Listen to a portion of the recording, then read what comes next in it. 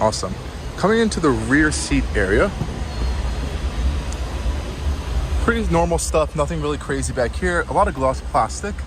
Now, what's going to be interesting here is Toyota and Subaru are going to try to reduce the cost as much as possible. So the materials aren't the best, but you wouldn't expect the best materials in this kind of lower entry-level EV that we're seeing here. We do have heated rear seats in this model, which is really nice, and dual USB-C charging ports back here.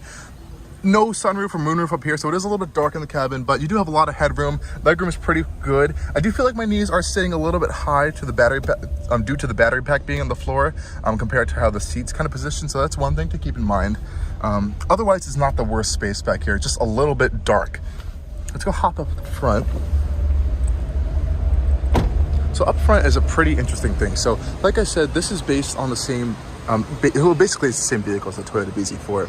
And inside, it's also the same vehicle.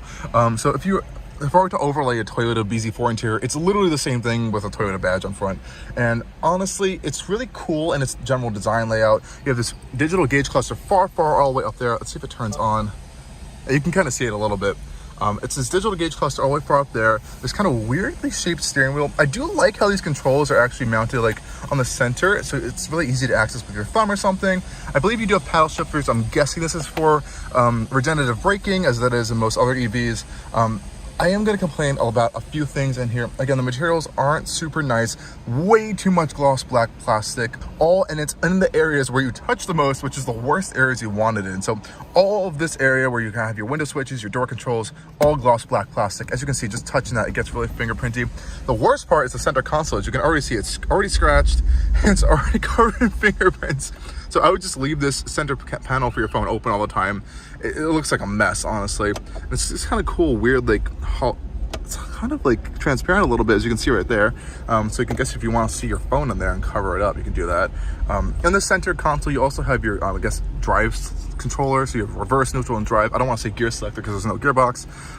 And a whole bunch of other buttons over here. So you have a surround view camera, parking assist, and you do have like this kind of like X mode. That's Subaru's X mode, so it's going to help increase traction in some low traction environments, and help distribute the power to all four wheels, and traction control off. I'm guessing this is for cruise control setting, or might be hill descent control. I'm not 100% sure on that. And some other controls over here for your parking brake, brake hold, and I believe this is to release the parking brake. Or this might be one pedal driving, if I might be wrong. I gotta double check on that.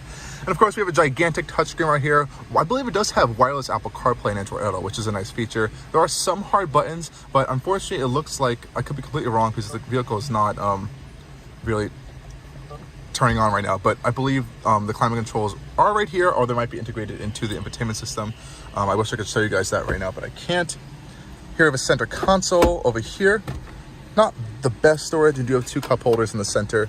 Again, pretty cheap materials over here. We also do have this nice center console piece over here, so you can help store stuff underneath here if you want to. Some more charging over there as well. And on the dash, we have this really interesting kind of fabric material across the entire dashboard, which is really interesting.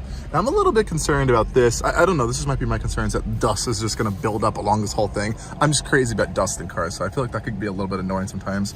I do believe we do have power seats and lumbar support on the driver's side. I don't think that's standard. This might be a higher spec Solterra, as we do have heated rear seats as well. And I believe you can also get a sunroof and some of the other specifications. But this is nice to see that they have not gone with the yoke style that Toyota showed off on the BZ4 and the upcoming Lexus RZ, which all share a similar architecture. Of course, with varying quality levels across those. But yeah, this is the BZ4. And just another quick note on the power numbers. I'll just hop outside for you guys. This also has memory seats as well. On power number wise, this one has around, I think, 215, 220-ish horsepower. I'll put the official numbers right there for you guys. If you want to charge your Solterra, and charge it right here. Just pop these little nodes open. Some fast charging as well. I'll put all the numbers for that right in the video right here for you guys, because I do not remember them off the top of my head. But yeah, I think the design really does work pretty well for the Solterra. I do have to say, I do quite like it a lot. I'm excited to drive these out on the roads. I hope to see them out on the roads because I think they look pretty good. And I think Subaru people will love them as well because Subaru's all about saving the environment. I think introducing EVs into their product lineup is just perfect for them. Let me know what you guys think about the new Solterra in the comments below, and stay tuned for a lot more videos coming soon from Allcarnews.